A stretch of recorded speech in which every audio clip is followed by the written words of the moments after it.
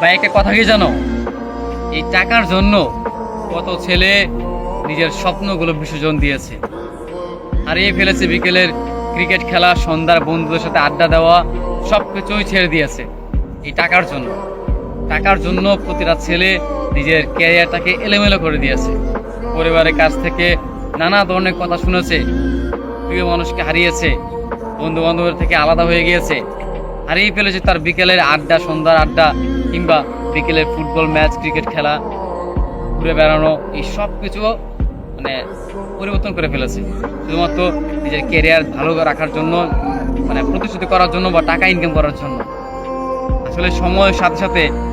সেই ছেলেটা পাল্টে গিয়েছে, যেই ছেলেটা একটা সময় ক্রিকেটে আসক্ত ছিল, যেই ছেলেটা একটা সময় কোনো একটা মেয়েকে ভালোবাসতো, যেই ছেলেটা একটা সময় সবসময় বন্ধুদের নিয়ে আড্ডায় থাকতো, ঘুরে বেড়াতো, আজকে টাকার জন্য সে তার